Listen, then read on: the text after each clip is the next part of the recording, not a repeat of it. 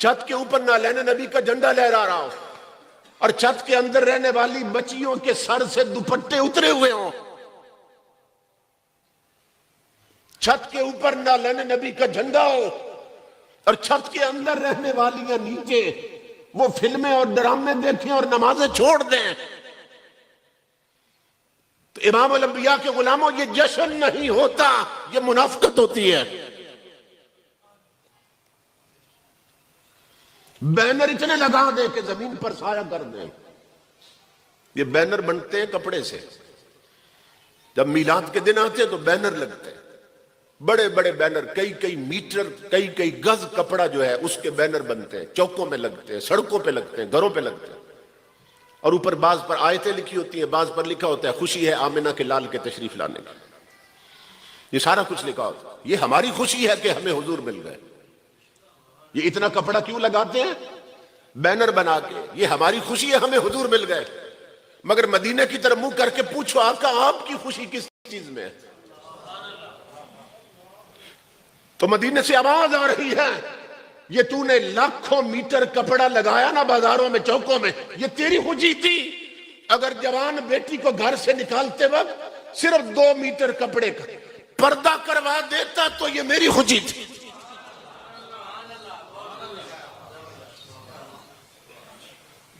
سمجھ رہے ہیں کہ ہزاروں میٹر کپڑا بازار میں لگا دیا تیری خوشی تھی، اگر تھوڑا سا کپڑا بیٹی کو پردہ کروا دیتا اور شریعت کا لباس پہنوا دیتا تو یہ میری خوشی تھی۔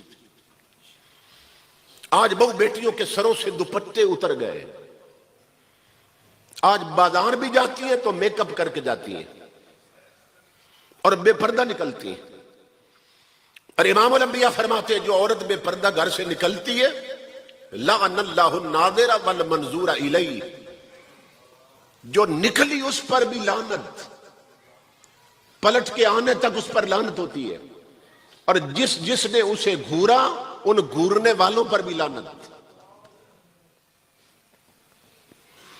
ایک بے پردہ عورت جا رہی ہے اور میک اپ کر کے نکلی ہوئی ہے، ٹانگے والے نے اسے گھورا، رکشے والے نے گھورا، موٹر سائیکل والے نے گھورا، پیدل چلنے والے نے اسے کو گھورا، جس دکاندار سے اس نے سودا لیا وہ بھی گھور کے دیکھتا رہا اس کو۔ تو جتنے لوگوں نے نظر بد ڈالی نا اس پر، سب لعنتی ہوئے اس ایک کی وجہ سے۔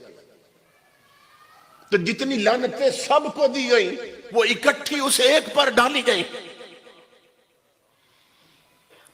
ہمارے گھروں میں برکت کیوں نہیں؟ نحوست کیوں ہے؟ رزق میں برکت کیوں نہیں؟ اس لیے کہ ہماری عورتیں بے پردہ نکلتی ہیں، اور جب گھر پلٹ کے آتی ہیں تو خدا کی لعنتوں کے پلندے اٹھا لاتی ہیں۔ تو جس گھر میں لعنتی عورت ہو اس گھر میں برکت کہاں سے آئے؟ رحمت کہاں سے آئے؟ ایک تو بے پردگی، اس پر کسی نے توجہ نہیں دی، یہ رواج بن چکا ہے۔ بعض کہتے ہیں کہ ہمارے خاندان میں پردے کا رواج ہی نہیں ہے۔ رواج کی بات نہیں ہے، پردے کا تعلق رواج کے ساتھ نہیں ہے، پردے کا تعلق تیرے دین کے ساتھ، تیرے کلمے کے ساتھ ہے، تیری تعلیم کے ساتھ پردے کا تعلق۔ نبی اکرم صلی اللہ تعالیٰ علیہ وآلہ وسلم نے فرمایا میری امت پہ ایک وقت آنے والا ہے، سیاتی زمان علی امتی لا یبالی المرء ما اخذ منہ امن الحلال ام من الحرام۔ میری امت پہ ایک وقت آنے والا ہے کہ ہوں گے میرے امتی کلمہ میرا پڑھیں گے مگر انہیں پرواہ ہی نہیں ہوگی حلال کر رہے ہیں کہ حرام کر رہے ہیں۔ حلال اور حرام کی تمیز ختم ہو جائے گی، پرواہ ہی نہیں ہوگی کسی۔ اور آج دیکھ لیں دودھ بیچنے والا پانی ڈال رہا ہے، اس کو پرواہ ہے کہ حلال سے حرام کر رہا ہوں۔ ترازو میں تولنے والا ڈنڈی مار رہا ہے، اس کو حیا ہے کہ میں حرام کم کر رہا ہوں۔ ملاوٹ والا مال بیچا جا رہا ہے، انہیں احساس ہے کہ ہم حرام کر رہے ہیں۔ بھائی بھائی کی زمین دبائے بیٹھا ہے، اس کو احساس ہے کہ میں حرام کر رہا ہوں۔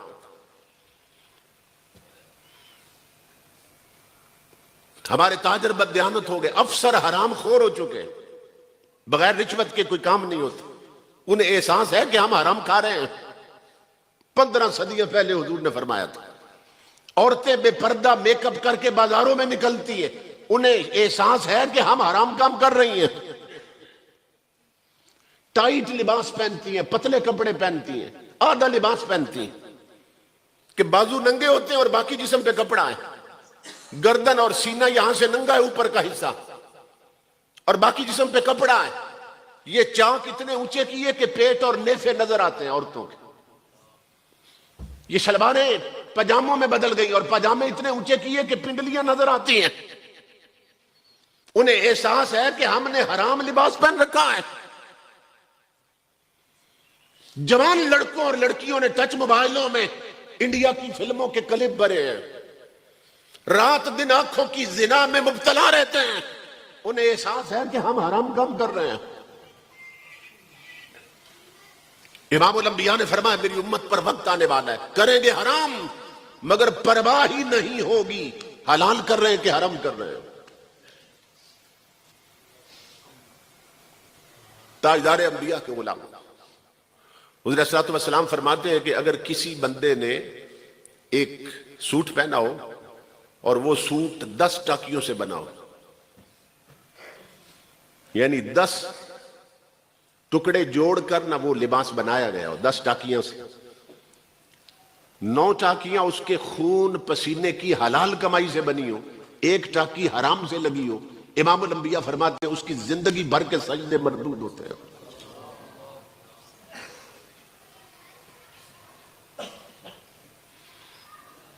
ایک ٹاکی حرام کی لباس میں تو نماز نہیں ہوتی، اور جس کے جسم کے اندر ساری چربی ہی حرام کھانے سے بنی ہو، جسم کا گوشت ہی حرام کھا کے بنا ہو، بتائیے اس کے سجدے نمازیں کیسے قبول ہوں گی؟ جس کا لباس حرام سے ہو وہ قبول نہیں نمازیں اس کی. جس کا جسم ہی حرام کھا کے پلا ہو اس کی نمازیں اور سجدے کیسے قبول ہوں گے؟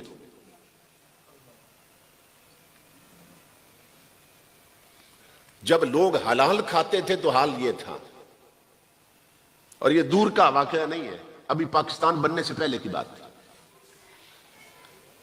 حضرت شاہ سراج الحق چشتی صابری ایک بزرگ گزرے.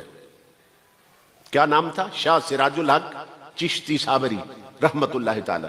یہ محکمہ مال میں آفیسر تھے. انگریز کا دور تھا، انگریزوں کی حکومت. تو یہ آفیسر تھے محکمہ مال میں، نہ خود حرام کھاتے تھے نہ نیچے والوں کو کھانے دیتے تھے. تو جو افسر دیانتدار ہو نا، نیچے کلرک اور نیچے کا طبقہ اس سے بڑا پریشان ہوتا ہے کہ یہ نہ خود حرام کھاتا ہے نہ ہمیں کھانے دیتا ہے. تو یا تو اس کی ٹرانسفر ہو جائے، تبدیلی ہو جائے اس کی، اور یا یہ مر جائے تاکہ ہمیں کھانے کا موقع ملے. تو وہ اللہ رب العزت کے نیک بندے تھے، رزق حلال کا اہتمام کرتے تھے اور بڑی توجہ رکھتے تھے اس پر. تو نچلا طبقہ بڑا پریشان تھا کہ ان سے جان کیسے چھڑائی جائے. تو انہوں نے کیا کیا؟ انہوں نے اللہ والے پر الزام لگا دیا، اللہ والے پر، کہ انہوں نے مال میں فراڈ کیا ہے، انہوں نے مال خرد برد کیا ہے. عدالت میں کیس چلا ان کے خلاف. جو جج تھا وہ انگریز تھا، وکیل بھی انگریز تھے اور ہندو. تو عدالت سے نا بلاوا آ گیا حضرت شاہ سراج الحق چشتی صابری کو کہ عدالت میں پیش ہو اور اپنی صفائی پر کوئی گواہی پیش کریں کہ آپ پر الزام لگا ہے کہ آپ نے مال کھایا ہے. تو اس دور میں، اب تو موٹر سائیکل ہے نا یا کاریں ہیں، اس دور میں لوگ خچروں پر، اونٹوں پر اور گھوڑوں گھوڑیوں پر سواری کرتے تھے. تو آپ اپنی گھوڑی پر سوار ہو کے گئے تھے عدالت کے باہر، اپنا جانور باندھ کے نا گھوڑی کو. عدالت کے اندر پہنچے تو جب بلاوا آیا تو اس نے کہا کہ سراج الحق چشتی آپ ہیں؟ آپ نے فرمایا میں ہوں. تو انگریز جج کہنے لگا کہ تم پر الزام لگا ہے کہ تو نے حرام مال کھایا ہے اور فراڈ کیا مال میں، اب اپنی صفائی میں گواہ پیش کرو. حضرت شاہ سراج الحق چشتی فرمانے لگے، سننا غور سے، آپ فرمانے لگے میں اپنی گواہی خود دوں یا میری گواہی میری گھوڑی پیش کرے؟ میں اپنی صفائی خود دوں یا میری صفائی میری گھوڑی پیش کرے؟ وہ جو وکیل کھڑے تھے ہنسنے لگ گئے. یہ بابا پاگل تو نہیں مذاق کر رہا ہے؟ عدالت میں کبھی گھوڑیاں بھی صفائی دیتی ہیں؟ انگریز جج نے کہا اس کا چہرہ جوتوں والا نہیں لگتا ہے. اس نے کہا آج تک بندوں کو دیکھا صفائی پیش کرتے ہوئے، آج دیکھتے ہیں گھوڑی صفائی کیسے دیتی ہے. اس نے کہا چلو ٹھیک ہے اپنی گھوڑی سے صفائی دلوا. آپ نے فرمایا مجھے اجازت دو میں گھوڑی کو عدالت میں لے آؤں. عدالت میں گھوڑی کو لے آئے. اس نے کہا آپ گھوڑی تو بول نہیں سکتی، کیسے صفائی دے گی؟ آپ نے فرمایا یہاں سے ایک بندہ بھیجو، باہر جائے کھیتوں میں اور مالک کی اجازت کے بغیر چارہ کاٹ کے لے آئے، گھاس لے آئے. مالک سے اجازت نہ لے اور چارہ کاٹ لائے. انہوں نے ایک بندہ بھیجا، وہ جو زمین آئی سامنے اس نے وہاں سے کاٹ لی اور گشڑی سی بنا کر لے آئے. آپ نے فرمایا میری گھوڑی کے آگے ڈالو. جب گھوڑی کے آگے چارہ ڈالا نا تو گھوڑی نے نفرت سے منہ پھیر لیا. انہوں نے بڑی کوشش کی، ادھر ادھر رکھا، جب ادھر منہ کرے رکھے گھوڑی منہ پھیر لے. وہ جو وکیل کھڑے تھے، ہندو وکیل، انگریز وکیل، انہوں نے کہا یہ بابا فراڈ کر رہا ہے، یہ تجھے دھوکہ دے رہا ہے، یہ گھوڑی کو نہ گھر سے کھلا پلا کے لایا ہے. جب گھوڑی رجی ہوئی ہے، پنجابی میں سمجھا رہا ہوں آپ کو، یہ گھوڑی کو رجا کے لایا، گھر سے کھلا پلا کے لایا ہے.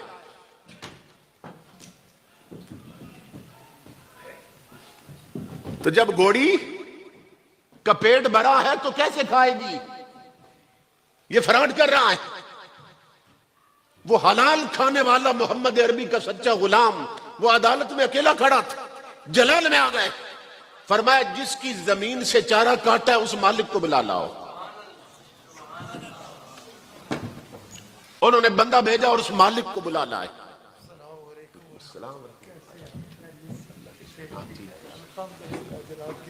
جی اللہ کا شکر الحمدللہ. ماشاءاللہ حضرات، یہ ہماری خوش بختی ہے تمام حضرات کی کہ مبلغ عالم اسلام، شیخ طریقت، یادگار اسلاف حضرت قبلہ پیر نقیب الرحمن صاحب زیدہ مجدہ مجلس میں جلوہ گر ہوئے، تشریف لائے. اللہ رب العزت ان کا سایہ تادیر اہل اسلام کے سروں پہ قائم رکھے. تو جو وکیل تھے انہوں نے کہا اس بابے کے دھوکے میں نہ آنا، یہ گھوڑی کو رجا کے لایا ہے، کھلا پلا کے لایا. اب جب اس کا پیٹ بھرا ہے تو کیسے کھائے گی؟ آپ نے فرمایا اس کے مالک کو بلا لاؤ، جس کا چارہ کاٹا گیا مالک کو بلا لائے. اس نے کہا مجھے کیوں بلایا؟ حضرت شاہ سراج الحق چشتی فرمانے لگے تیری اجازت کے بغیر تیری زمین سے چارہ کاٹا گیا تھا، اب یا اس کے پیسے لے لے تو یا مجھے معاف کر دے. اس نے کہا تھوڑا سا چارہ ہے، میں نے کیا پیسے لینے. اس نے کہا میں نے معاف کیا. جب مالک نے کہا معاف کیا تو گھوڑی گھاس کھانے لگ گئی. انگریز پھر بیٹھ نہ سکا سیٹ پر، اٹھ کھڑا ہوا اور جنہوں نے الزام لگایا تھا انہیں کہنے لگا ظالموں، اور کس بندے پر الزام لگایا ہے؟ جس کی گھوڑی حرام نہیں کھاتی اس کا مالک حرام کیسے کھائے گا؟